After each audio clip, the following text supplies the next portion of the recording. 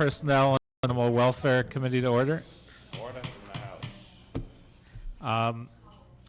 And I'd like to start by continuing item number 5 to the next meeting. I'd ask without objection to make item number 4 a consent item.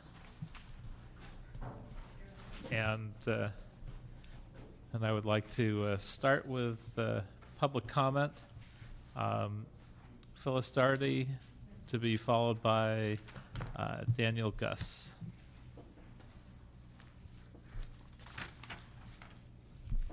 Good afternoon, Councilman. First of all, Hello. Councilman Koretz, for you, the San Luis Obispo law that we discussed and I gave you the paper on did pass. So now in at least one county of Los Angeles, the property owner of a rental property is now responsible for the actions of the animals in terms of citation, not just insurance. So I think it's establishing it's an excellent ordinance. It's written beautifully, and I hope this is something we're going to see over not only just California, but also all over the rest of the United States. Today you're going to consider commissioners. I'm not going to speak individually, just on the broad concept. I hope that anyone that does consider being a commissioner for this department understands that we don't need people with great ideas that are immediately looking at change. This is a department that has been changed into oblivion by good intentions. We need someone that will listen, someone that will look at the fact that there are laws being broken in terms of how it's being managed, and will look to the core service that this department was formed for, which is to provide public health and safety services in a taxpayer-funded municipal organization that is part of the city of Los Angeles. It's not an adoption agency. It's not a charity. We look to this department for safety for animals and especially for people. New Mexico yesterday, and the announcement came out that there's been a rabies outbreak, and some services will be shut down immediately. 30 pet dogs were just euthanized as a result of this outbreak. It came from feral cats. The shelter that was trapping them had to admit that and put out the notice. This can happen here. We've had a case last year of rabies in Northern California, the first human rabies we've ever had in Humboldt County. We're lucky the little girl survived because she was very young. This is a very serious responsibility for this department. We need people that will listen, and I hope they're humbled by the fact that the lowest ACT out there in the shelter knows more about managing this department than anyone in this room. And if we're going to manage it well, we need to listen to the people that know how to do it and understand what it's there for. So I hope that this will be a restoration commission rather than someone that's just going to come in and change it their way. Thank you. Daniel Gus. Yes. How many minutes? 2 minutes? 2 minutes.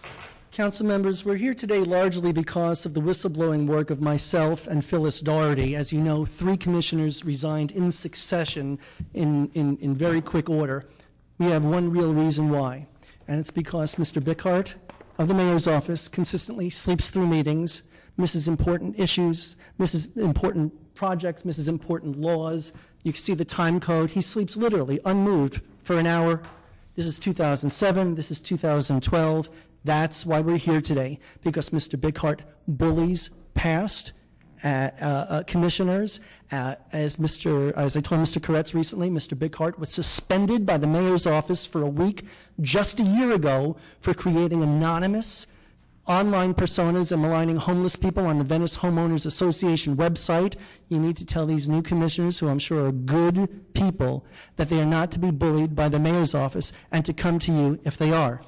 Recently, Brenda Barnett and I were on KCRW's Which Way LA.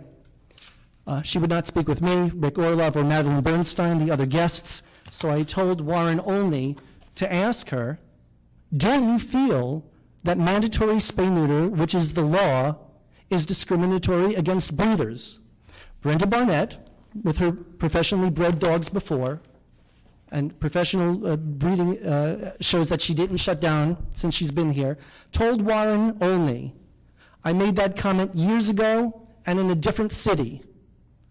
I made that comment years ago and in a different city, which is a bold-faced lie.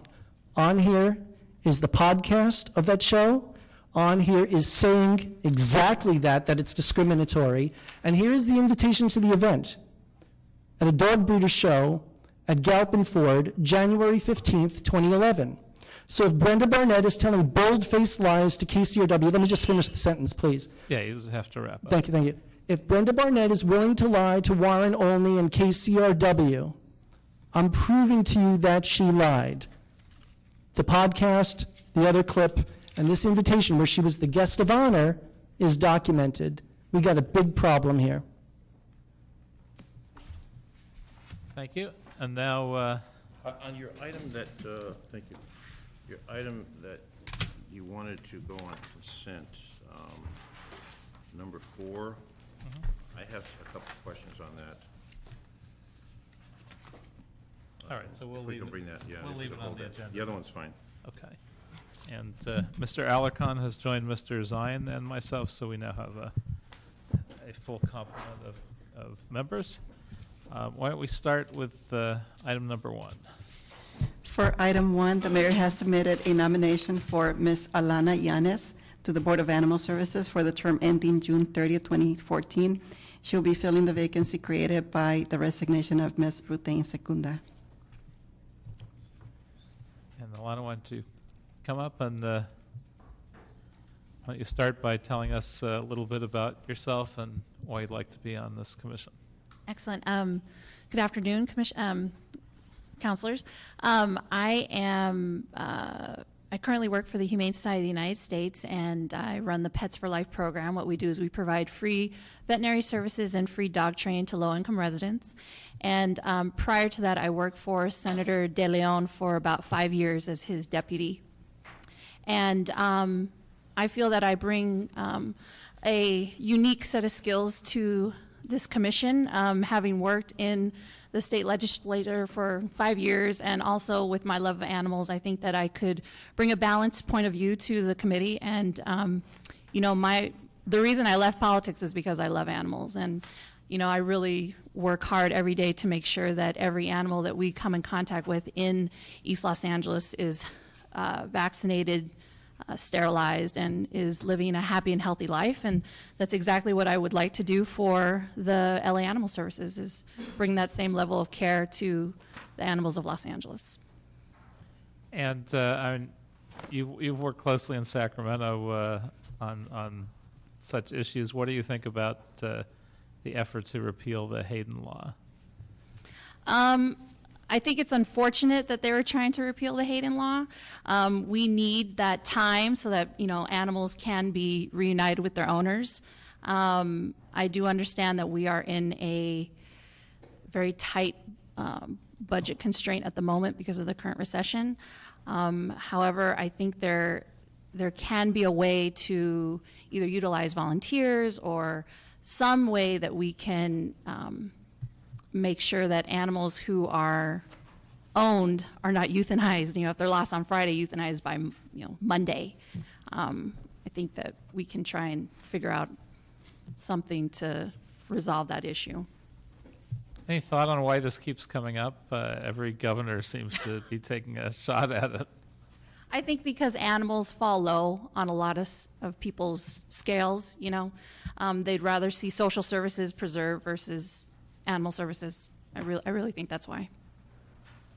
And what do you think we can do to increase the number of adoptions in Los Angeles? I think we could do a few things. I think we could do promotions. I think we could, offer more discounts than we currently offer in terms of the rates to adopt an animal. I think we can utilize maybe some celebrity partners. Obviously, Facebook and social media is huge right now.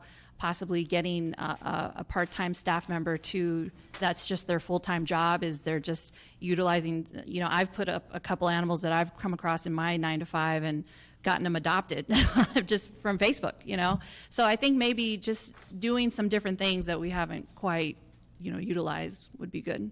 And social media, I think, is just great. It's helped a lot. Any other questions? Mr. Zion? Do you have any animals? Yes, I do. Are they licensed? Yes. Do you have any outstanding tickets? No. Okay. And my mother's animals are all licensed as well. I just want to make sure. Yeah. We don't want to repeat problems we've No, had no, in no, the past. absolutely not. I actually just adopted a puppy 2 months ago from North Central, so she's fully vaccinated, spayed, and licensed. Did you see that story on television about the Labrador that was protecting the other one? I did, and The love of that animal. yeah, it was. I was so disturbed, to hear that animal was not fixed and not, sterilized and not vaccinated or licensed. And I think the chances are that other dog possibly belonged to them as well. Yeah, exactly. But, I think that's why it's really important that we have programs that I'm working on, like Pets for Life, which really removes the barriers for low-income residents to get their animals sterilized and vaccinated. And I'm actually trying to work on a way to get them licensed as well, to bring some revenue into the city through licensing that the Humane Society will cover the cost of. So, I think that the more we replicate Pets for Life in all markets, all cities, and we're coming up with a toolkit very soon. It's going to be a free resource on the website of the Humane Society, and any shelter, any county, any animal advocacy organization can download it and replicate Pets for Life on their own.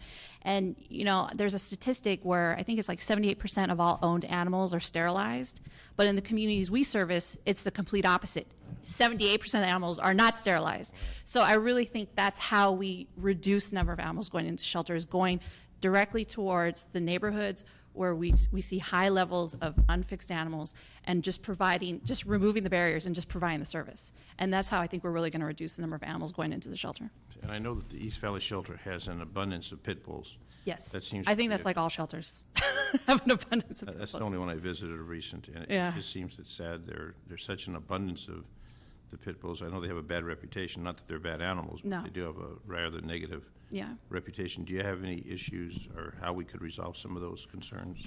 Well, I think, I apologize, I keep going back to Pets for Life, but what we've seen, and we have data to back this up from our first Pets for Life data report, which I actually gave a copy to Councilmember Koretz when we met, is that when we provide the free dog training, we really see a reduction in the number of animals that are being fought. And we really do see some rehabilitation of people who previously were fighting dogs and who were on the verge of even starting to dogfight because their brothers did it and their cousins did it. We really see this reverse trend where after they do dog train with their pit bull, they no longer want to fight that pit bull. And the only reason they were fighting that pit bull in the first place is because there was just no other options. Yeah. Everyone fights, so I'm going to do it too. So once you provide that other option, which is free dog training, you really are taking that at-risk youth and you're providing a really positive activity for him and his pet. And it's much more difficult to fight your dog after you have that bond, versus before when you just didn't have that connection, that 9-week connection with your animal. It's a 9-week dog training class that we offer for free. And then I've seen some of the commercials that your organization has done. Yes. I think they're national commercials. Yes. The Humane Society does. Yes. And so that's a wonderful benefit also. Yeah. I think it's $20. Is that? Well, there's different levels. We have I think a good chunk of our money comes from the $25 and under donors. Okay. So I don't think 20 is the minimum. I think you can pick. I've never seen it on the cable. Yeah. Excellent. Well, hope you can stay a while. Oh yeah, definitely. Pets for Life is here to stay. No, I'm talking about you. Oh, and I'll be here on the commission. I'll be here for as long as you'll have me. A bit of a turnover. Okay, thank you. Thank you. Mr. Alarcon? Yeah, I see you got your bachelor's degree in biology. Yes. I was From the pre-vet. University of Santa Cruz, where Yes. you did extensive research in banana slugs. No, I tried to not step on them going to class, but I was You're a vet actually tech. there? I was a vet tech at UC Santa Cruz. I worked for about 3 years as a vet tech, and I was a pre-veterinary biology student. I followed the pre-veterinary agenda, but they said my grades weren't strong enough for veterinary school, so And then I followed a different path. you were driven in your work with Senator De Leon Yes. because of your animal advocacy. You worked on saving Elephant Hill. Yeah, that was open space advocacy is kind of what got me into politics. There's tons of coyotes and red-tailed hawks and owls and cottontail rabbits in Elephant Hill, snakes. There's just so much wildlife in Elephant Hill, and I lived right there. I lived immediately at the base of the hill. And so when we learned about that development, we made a choice, me and my mother, to actively organize to save that 110 acres. And we've done a very good job. Actually, fast forward, 10 years, and San Monica Mountains Conservancy just purchased a few parcels up on that hill. I think you guys are all pretty familiar with the large open space battle that Elephant Hill was. But that's where I cut my teeth organizing. And actually, it was from that organizing that's what Kevin really saw as a benefit for his office. And that's why I got the job with him. Just a couple of questions. First of all, I appreciate your passion and your animation. We need a good dose of that, and it shows that you really care about the subject you're entering into. Sometimes commissioners, they kind of just, yeah, I'll do this for you, Mayor, and whatever. But I can see that you really have a passion for this, and so that's a good thing. I'm not going to tell you which commissioners do that, by the way. But the two questions I have are one, how will you get us? How will you move us forward with our desire to establish a no-kill policy? A no-kill reality. Yes, a no-kill reality. I think it's a multi-prong approach. One of the biggest things that I think needs assistance is our voucher program. I've run into a lot of residents in East LA who have gotten vouchers, and when they ask, where can I cash in this voucher, animal control officers say, I don't know, I can't tell you. We can't tell you one vet over another. That'd be favoritism, and the city could get sued.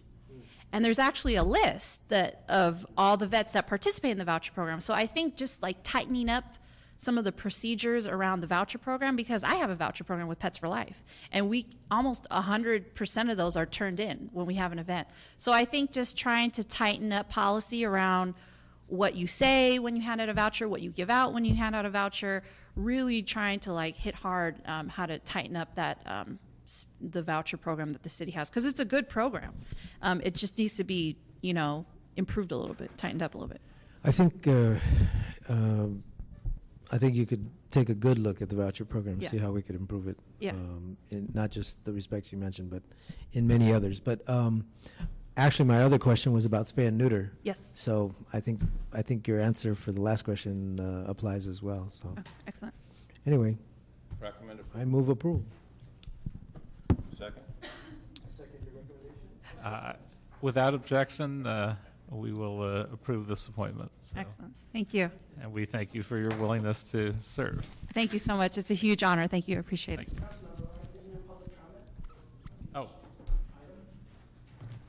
My apologies. I actually did miss public comment on this, so I will call up two public comments.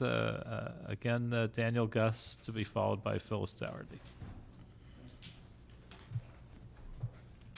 Hi, I'm sure this nice commissioner appointee is a good and decent person. Obviously, her heart and her experience is in the right place.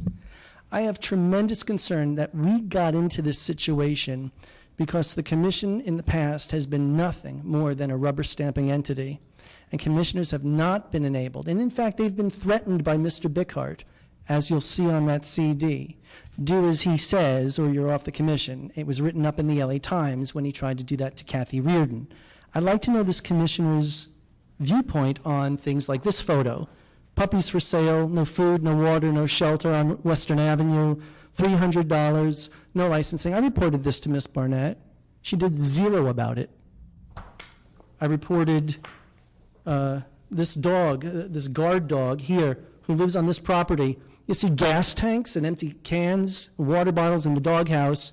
The dog was eventually discarded because Miss Barnett did zero about it.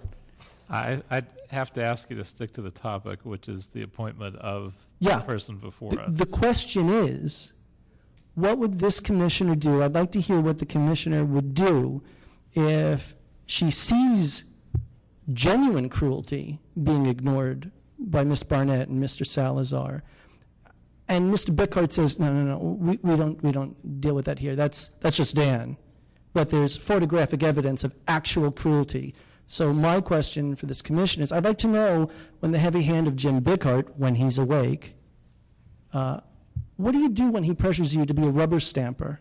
That's what I'd like to know. That's what I'd like to know from all of the commissioners, because we've got real problems here, and unless you empower them to come right to you when they have these problems, I guarantee you we're going to be back here. I also have some concerns about potential conflict with the HSUS, but she's a good and decent person. I'm sure she'll make a fine commissioner, but I'd like to know how she would address these issues. Thank you. Thank you. Ms. Dougherty? Phyllis Dougherty with Animal Issues Movement. I want to welcome her, their new commissioner, because I work with HSUS all the time, but I work with their animal cruelty section, mainly out of Washington, D.C., on dog fighting and cockfighting. They have a very strong belief in stopping the problem where it needs to be in the communities rather than after it gets to the shelter, because by that time we have obviously failed. And we need to address dogfighting from the breeding standpoint, because the reason our shelters are full of dogs is because when you breed a litter of pit bulls, you get 10 to 13 puppies. Only 3 to 4 of them are game, can be fought. The rest of them are sold off. The gameness doesn't maybe come out as strong enough to be a fighter, but it does come out in aggression after the dog gets to be a year and a half old, and they end up in the shelter. So underlying all of the pit bull problems is a major dog fight interest and syndicated. It's syndicated. I just did a big article on syndicated dogfighting, and we need to address that, and HSUS is the only organization that does. As far as social media, the department already does that constantly. They did have a person that did it full time, and so they're well covered there. We need to concentrate on the really, really hardcore stuff. And I don't want to burst the bubble about the Labrador, but I'm on the county board, so I can verify this. And I did an article this morning that Labrador was out there because she was in heat.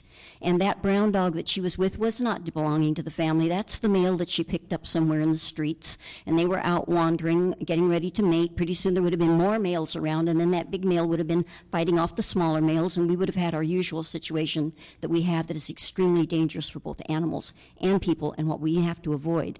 The dog's owner did claim her this morning but in the meantime, the poor man had to suffer, who had to get out there and stop the traffic, put up the cones, comfort the dog, and stay with her until animal control could be there. Someone always suffers. We need to address these things at the beginning, not after they happen. Thank you. And so item number 1, the appointment is passed without objection. Item number 2. This will be the mayor's nomination of Ms. Lisa McCarty to the Board of Animal Services for the term ending June 30th, 2015. She will be replacing Ms. Teresa Macellaro, who has resigned. Lisa, if you'd like to come up and tell us a little bit about yourself and why you'd like to be on this commission. Thank you. Good afternoon, council members. My name is Lisa McCurdy. I'm an attorney with the law firm of Greenberg Traurig. I have had an interest in animals and animal issues my entire life. I joined the LA County Bar Association Animal Issues Committee in law school to start learning about the laws involved and the issues involved so that I could implement my care for animals into my legal practice. I've done that through contributing pro bono services to animal rescue groups for about the past 10 years. I volunteered at the East Valley Shelter, and when I heard about this opportunity, I thought it would be another good way for me to contribute to something that matters to me. And what was your experience like volunteering in the shelter? It was eye-opening. I enjoyed being there. Actually, it's funny. When I was going there day to day, I was less impacted by seeing these homeless dogs. And after I stopped volunteering, I actually went back to a shelter to adopt the dog that I have now, and was much more affected by how many homeless animals there are. So in a way, it, for lack of a better way of putting it, toughened me up. In a sense, I saw that there are a number of people who clearly legitimately care about taking care of the animals and seeing that they find homes, and that there were a few who I thought seemed a little bit maybe jaded for how long they'd been there, or seemed to care a little bit less. So became apparent to me that the people who are working in the shelter systems day in and day out are incredibly important to these issues. And I know the department over the years has had various difficulties, a lot of changes in general managers. How do you look forward to working with the department to make it more effective and more stable? I think it would be great if the department's reputation could be improved in the public eye for legitimate reasons, for things that it's accomplishing. I think, we are, as was mentioned, in a very challenging state with the economy being what it is. Hopefully that will improve and continue to improve. But I think it would be interesting to sort of look at what other cities are doing and other shelter systems are doing and how they're addressing the challenges that we face, particularly in these economic times, and to try and implement some of the other ideas that other systems have come up with. Thank you, Mr. Zine. Well, I've never seen 3 commissioners come by at one time, to be honest with you, on any of the commissions. I've been around for 10 years as a council member, and maybe we'll replace a commissioner one at a time. This is highly unusual to have 3 at one time. So there's obviously... Pardon me? Huh?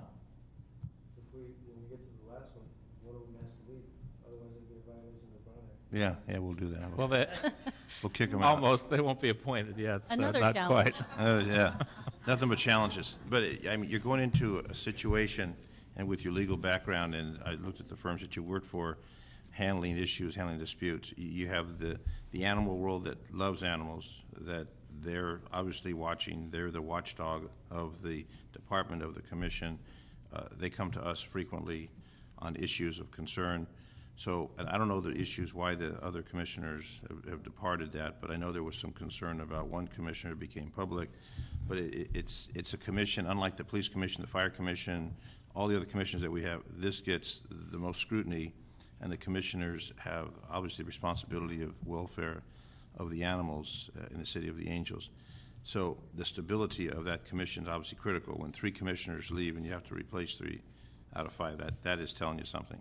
So you're going into a situation that's had a lot of upheaval, and obviously your legal background can help rectify that.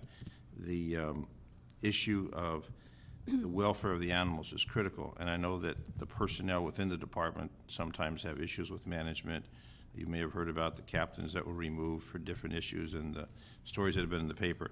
And I just want to offer you and the other commissioners that are here, this committee that handles personnel and anything to do with animals, if you have an issue, you have a concern, you don't think it's getting resolved, don't be hesitant to come to one of us, because we're very concerned that you get the resources to handle, and the general manager, Ms. Barnett, gets the resources, because we want this to be smooth. That's why we keep on trying. And unfortunately, in my 10 years here, it's like a merry-go-round. It hasn't stopped. We'd like to stop the merry-go-round, and maybe you can be the one of the new 3 commissioners. And Kathleen Worden's been on there, and that lady's a saint, because she's gone through all the ups and downs. So it's a challenge. It's interesting. It cares for those animals that live within the city of LA, and some are abandoned. It's just different parts of the city have different problems with the animals.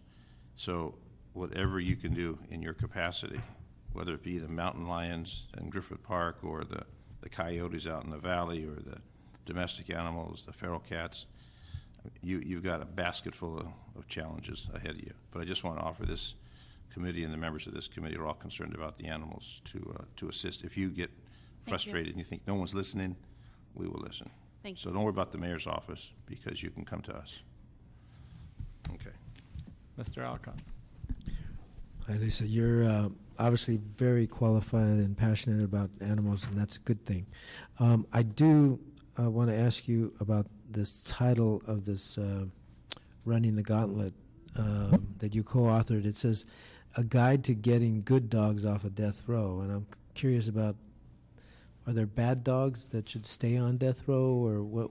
Could you explain your position on no kill? And That really is a reference to dangerous dog litigation that I had been involved in. I had a number of clients who I represented whose dogs had been picked up for having bitten another animal or bitten a person. And what I found to be effective, because obviously you have the public safety concern, and then you have the concern that this is somebody's family pet. So what we tried to do was, Are there, let me interrupt if Sure. I could. Are there like court orders to put down an animal? we typically would get involved before it had gotten to that But, stage. does the court do that every once in a while? Or? Yes. Oh, really? Yes. Okay, so If it's that, so determined the to be a reference was dangerous not to animal shelters, it was to No, the court this is- process? yes. Oh, okay, Yes. good. Thank you.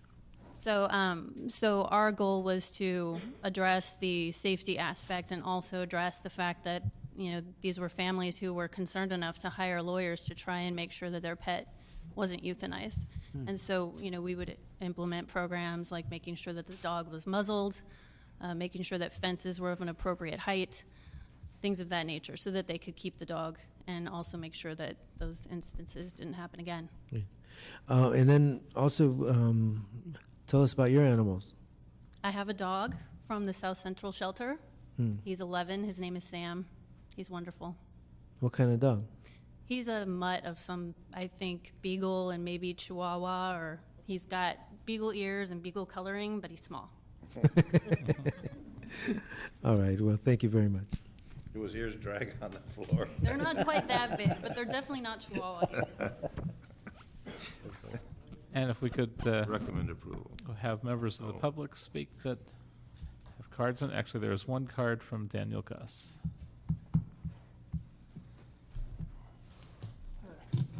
I'm sure this is a good and decent and obviously skilled commissioner. I wanted to bring to her attention that close to 90% of the dogs in the city are unlicensed. That's money that we need that could almost double the departmental budget, and I hope that you lead the way to getting that money in and putting it in a lockbox for mandatory spay-neuter. Mr. Alarcon's district, South Los Angeles and San Pedro are drastically underserved. I don't know what country this looks like, but you can see dogs intact all over the place. I've shown this to Ms. Barnett. We've gotten no response in San Pedro. All of the sworn officers, the guns are almost completely locked up.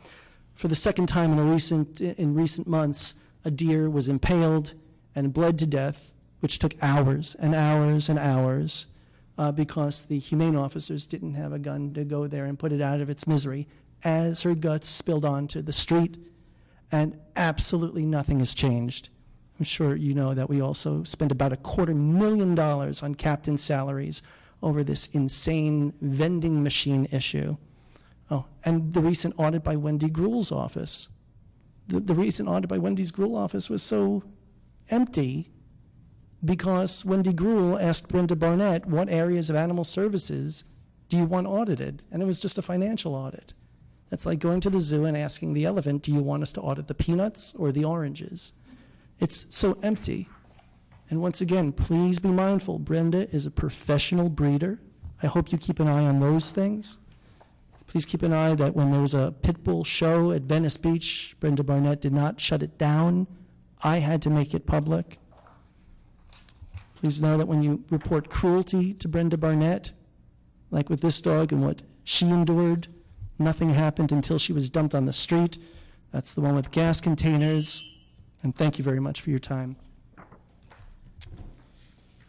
Recommend approval of the commissioner. So this will be approved without objection as well. Thank you. Thank you for your willingness to serve and your expertise. We're looking forward to working with you. Item 3. You have item number 3. This will be a commissioner appointment for Dr. James Jensvold to the Animal Services Board, and it will be for the term ending June 30th, 2017. Jim, if you could tell us a little bit about yourself and your interest in serving on the commission. All right. I'm Jim Jensvold. I've been practicing oral maxillofacial surgery, which has nothing to do with this, in Woodland Hills for about 25 years. I'm in solo practice. I've been involved in animal welfare for about 15 years, starting as a volunteer in a private nonprofit cat sanctuary. Also served on the board of that nonprofit. I'm currently assistant director of the PAW project. One of the things that we've done in the PAW project is we've learned how to take controversial issues and deal with them in a rational manner, and we're able to affect some policy change legislatively. And Mr. Koretz, you authored a bill that we had, two bills that we had, and one of them was the banning of declawing of wild and exotic cats, which passed a few years ago. And also we led the legislative efforts to ban declawing in 8 California cities. We have a bill in the state legislature currently. And I hope that I could apply some of the experience I've had dealing with these issues and bringing about changes that benefit animals to this commission. Hey, what got you involved in the declawing issue in the first place? I've known you for a while and worked with you on this, but I never really asked what piqued your interest. How did you get involved? Well, I didn't, like a lot of people, I didn't understand what declawing was. I thought when I was a resident on plastic surgery service, I saw human nails be removed, and human nails grow out of the skin, and removing them wasn't really a big deal. And when I had one of my own cats at the vet, and the vet knew I was a surgeon. He says, "Hey, you want to watch me do a surgical procedure?" And I said, "What are you going to do?" He says, "I'm going to do a declawing." He says, "Oh yeah, my cat's wrecking my couch. Maybe I think I'll have that done to my cat. Maybe why don't you show me what you're doing?" He seemed like a nice guy. And I saw that it was a disarticulation. It was like separating the leg from the thigh of a chicken or something like that. And I didn't think that was the right thing to do to an animal. And I know there are more important issues that animals have to deal with, loss that can make them lose their lives and things. But I thought that declawing was kind of a metaphor for how our society perceives animals, something that you can modify to your preference and discard if you don't like it. And I think we should have a different relationship with animals. What are your priorities for the commission and the city? How do you think we should change how we approach the department and animal services and such? Well, I think the city and the council has made great efforts toward leading this city to a no-kill reality. The spay-neuter laws Mr. Alarcon's had introduced a few years ago.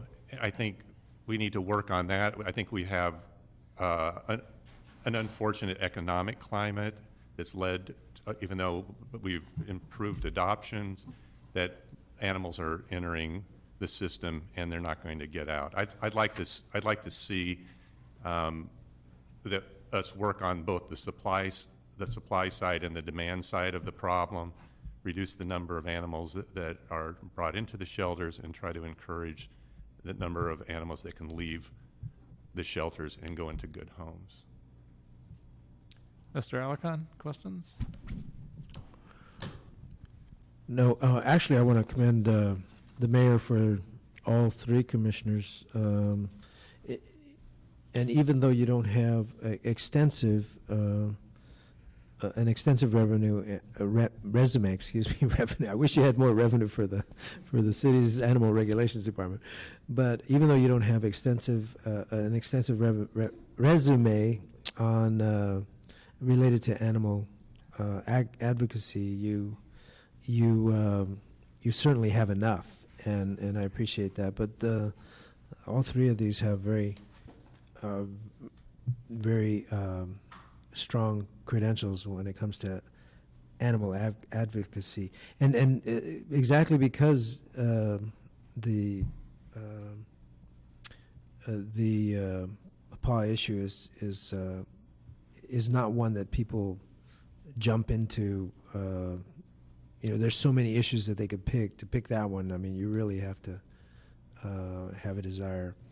And I just want to commend you and thank you for your service to MEND, Oh, yes. for volunteering to provide, But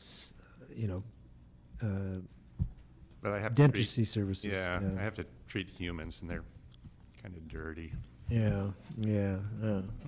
Well, I was the president of MEND when we started that program, so I Right, just and wanted, that, I needed to yeah. mention that.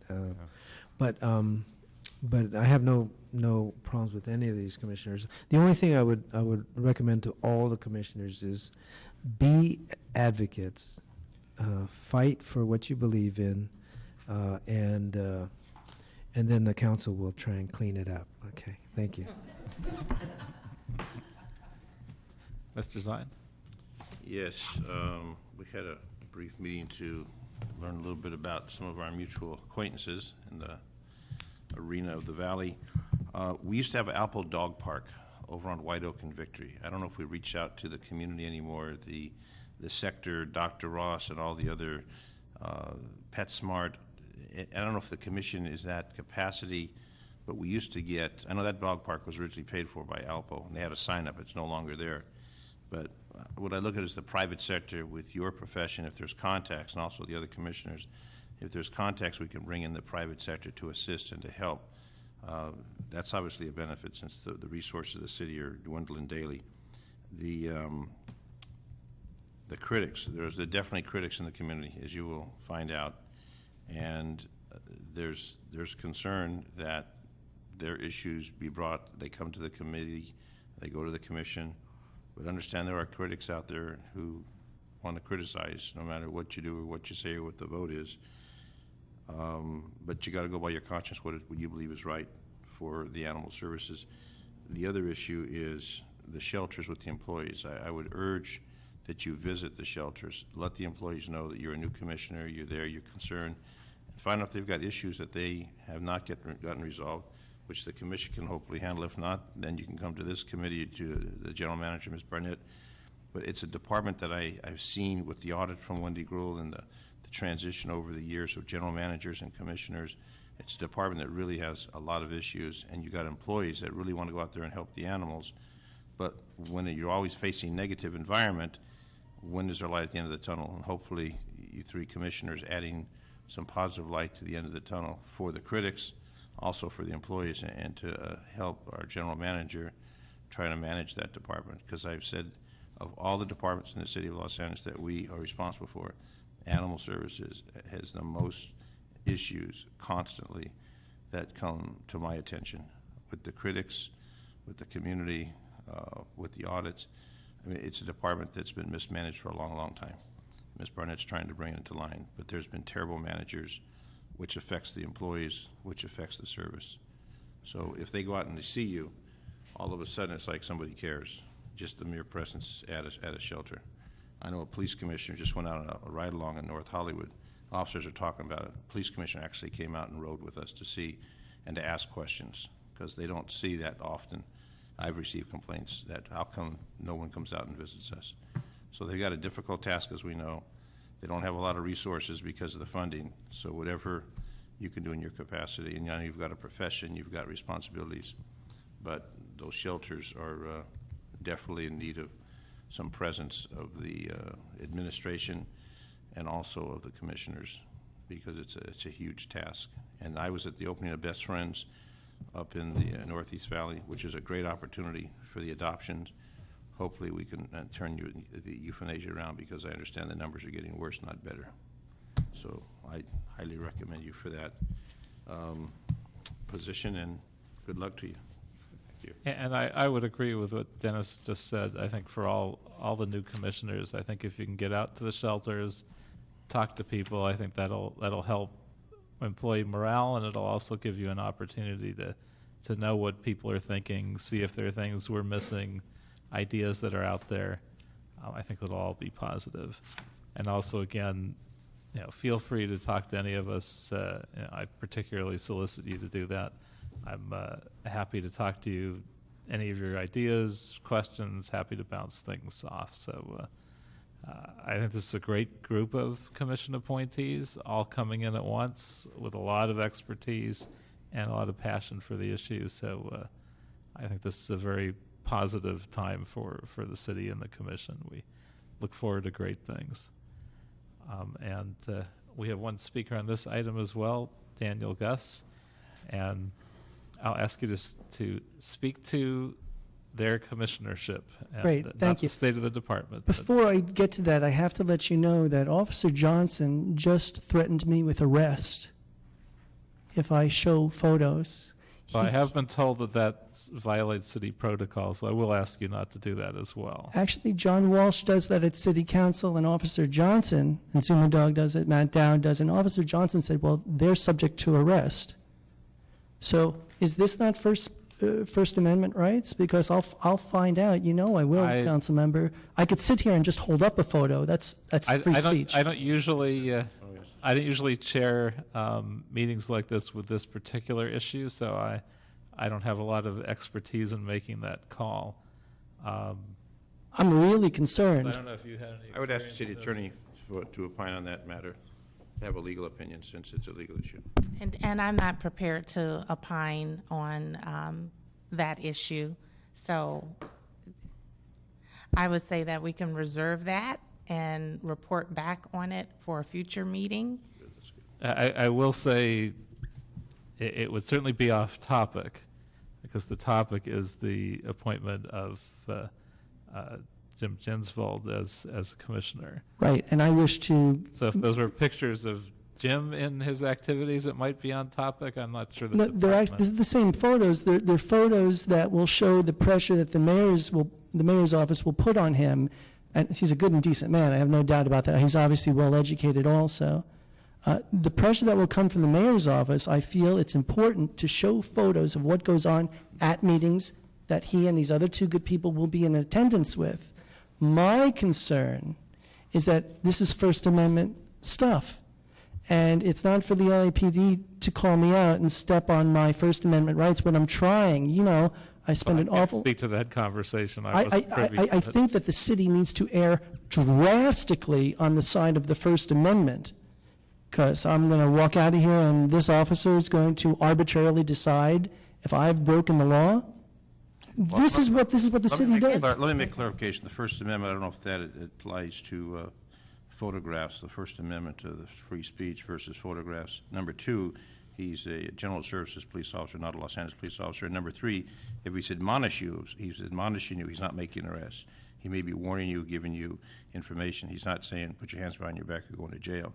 So if he wants to bring something to your attention that he honestly believes is the rule, he's trying to prevent you from getting into an arrest versus a situation of bringing it to your attention. So I don't think he's saying, I'm going to take you to jail, put your hands behind your back, but informing you.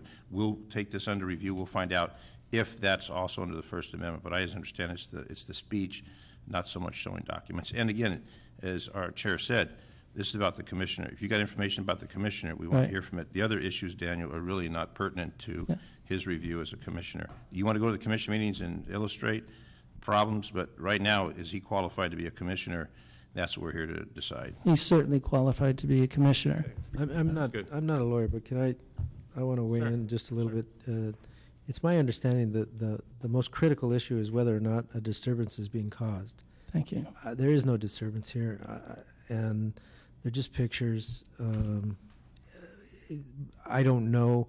We can wait, but I think there's a request from the chair that we've seen the pictures twice. You know.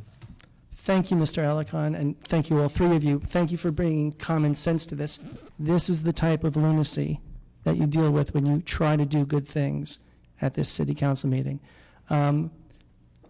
With respect to this good man, he has a lot of experience in the anti-declawing initiatives in this city. Animal Services has done, and I know the council member, Koretz, has also done the same thing. I'm concerned that the department hasn't done anything with it, and that the mayor's office will, again, try to suppress the good intentions and the desires of these people to do good things. So please speak up. Please think for yourselves. Don't let the mayor's office put pressure on you for the sake of having a position here. Thank you again. Thanks again, Mr. Alarcon. I appreciate it. Thank you. I'll make a recommendation for approval. Item's been approved, and again, moved and without opposition, the commissioner will be approved. And just for the record, the mayor's office has requested that they be heard in council this Friday. Yes. So we thank all three of you for your willingness to serve and your expertise and your passion, and we look forward to working with you in the years ahead. No, number 4. Item number 4. Mr. Zine, you had a question? So- I had a question. On item 4, the city attorney has submitted a report and an ordinance. This is regarding an amendment that would deal with fiscal year salaries for non-represented DWP employees. The question I have is, none of the commissioners receive any stipend, and I'm wondering why the commissioners for the water and power is listed receive a stipend per meeting when no other commissioners in the city of Los Angeles receive any stipend. That's not true. Most of the other commissioners receive either a per meeting stipend or I'm not sure what they are, but many of them are $50 a month. For example, the ERB commissioners, the civil service commissioners, they all receive a per meeting payment. I was informed, and I'll verify, that the police commission, the fire commission that used to receive stipends, those were done away with a couple of administrations ago. I do not believe that's true. Well, and we need to look into that, because I think if a commissioner is going to be a commissioner, to pay them to be a commissioner when we have such tight financial situations. And I don't think police commissioners receive any compensation. I will double check on that, but we do have in the salary schedules for the city, we do have stipends listed for other commissioners.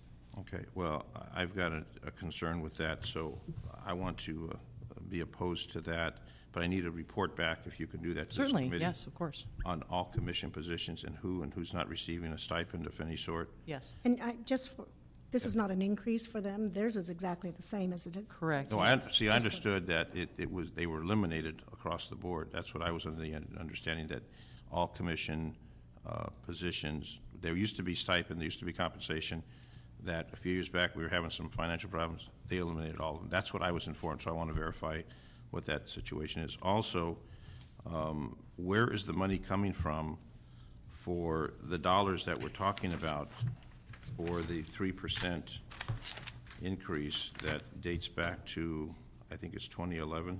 No, 2012. It dates back to January 2012 of this year. Yes, Well, it shows here 2011, 2012, 2013, 2014. So I assume it'd be July 1st of 2011? The do- no, That's what I'm it's 3% for January 1st, 2012. Well, why does it say 2011, code for the 2011, 2012, and 2013, 2014 fiscal year salaries? Probably because it starts January 2012, which is in the Because- middle of the fiscal year. Right. See where it says January? Yeah, but it's actually effective January 1st, 2012, which is in the 2011-2012 fiscal year. So it's not any 2011, it's 2012. It's 2011. I'm just going by the cover Yeah. page. Yes. It is it is 2011, 2012 2011. fiscal year, but it's But it effective. takes effect January Yes. of 2012, okay. Yes, And then it goes till 2014, to the end of June 2014? Correct. correct. And this covers 16 positions in the Department of Water and Power that are not represented. And Ms. Garcia, I understand that about 20 of these are filled as far No, as, it affects 20. 19 positions, 16 of which are filled, but could be as many as 20. Yeah. 19, we only have 19 authorities. So we're talking less than $200,000 annually, which all comes out of the Department of Water and Power's budget. And the Assistant General Manager of Power, Assistant General Manager of Water, what is that salary? About 300,000. They actually make less. October 1, they will make less than their subordinates without this increase. But they're in the 300 or 290 range, they're way, That's correct. which could be considered in the high range of salary compensation. And then it also mentions there was another group that had non-reps, and I'm just trying to find out where we're going to get the money to pay this. That's my concern. On the page, it shows 3% salary increase for city's non-represented employees. How many of those, and where's the money coming from? Or is that in the budget? Because today, the CAO said that we're facing a $200+ million deficit July 1st. and I'm looking to see how we're going to give a 3% salary increase to the city's non-represented employees, and how many are there, and where are we getting the money from, if we got this huge deficit. That's, I'm looking at this page, item So number you're talking about the city's non-represented employees for Well, the, according to what the notes I have, it talks about the 3% for cities non-rep, and it also talks about the Department of Water and Power representatives. correct. Last year, the council approved an ordinance to provide salary increases for the city's non-represented employees. There are approximately 800 non-represented employees in city departments. So those will come out of the individual department's salary accounts. In other words, when I look at Money has been budgeted, yes. that's what I'm asking. If we're facing a deficit, where is this money coming from? Or is this money already there? This is DWP's Well, in fund. It addition, doesn't come out of the general fund, and this is only for DWP's classifications because the city's already, you guys already passed the ordinance for the cities. This is the same salary increase that the non-reps got in the city to be able to affect it at DWP for the non-reps at DWP. okay, well, this shows, in addition to DWP, cities' non-represented employees. That was previously approved by the council last year. Okay, are we approving that now, or was that No. already done? No. That was already done. So that's not part of this? No, this is Okay. only approving the DWP non-represented employees. Okay, so I'm just trying to follow the notes that I have, and this has already been allocated in the budget. That's correct. This is not additional, we have to find how we're going to pay them. No. Correct. This is out of DWP. This is out of DWP's, no, does not, has no impact on the general fund and has been budgeted in the DWP. Okay, and then the city employees are receiving, I think it's 1% compensation as of some MOUs. This is coming out of a different pot, and it's a higher number. It's a different pot and less than the employees at DWP are receiving. What are the employees receiving? The employees at DWP received 4% for the 2011-2012. Okay, was there any give back for those employees? No, there was not. I think we're in the wrong place. A lot of city employees say that. Those are the questions that I had. Yeah, we'll definitely report back on the other city commissioners. And I'll also check just to see if something changed at DWP, but the last I heard, 50 was what they have been receiving. Yeah, I think it's got to be fair to all commissioners, but I was informed that they had wiped them all out just because of cost savings a number of years ago. If it's not, then maybe we should look at that. We'll look at it at I don't know what the DWP. total allocation would be of all the commissioners. Maybe it's not thousands of dollars, but when we're not giving our employees salaries, and I heard that maybe the 1% is not going to happen because of the financial situation, then give-backs for health or for retirement, et cetera, where they're giving 2% of their salary to help take care of the ERIP. I'm just trying to be fair with everyone, and I think that we need to be honest and candid with it. So if one commissioners get it, they should all. If none, then none. That's what I'm trying to figure out. So you can Understood. report back. Certainly. So you can we report back at our next meeting on that subject? Absolutely. Yes, sir. That'd be great. And I'll this, get our information for DWP to Marita, just in case it's different. Yeah, I appreciate it. Yeah, because you can check all the commissions. Yes. and again, this item has no impact on the general fund whatsoever. None whatsoever. Okay. Thank you. All right. If there's no objection, we have a motion on this. Motion to approve. So for the record, are you continuing the item since you're asking for a report back next meeting? No, we're moving the item, but we're asking for the report back. We're not asking that we hold up the item, I It'll don't be believe. separate. Can you do it separately? Well, if you're asking for a report back, it will be associated with the same item. Well, it could be agendized as a new item, just as a report back on that specific issue, but the matter could still move forward. Okay. Yeah, I think that would make sense. There's no reason to hold this up, but it's still information that we'd like to have. So this item will be approved without objection. And I believe we have no further business before us, so this meeting is adjourned. Thank you, sir.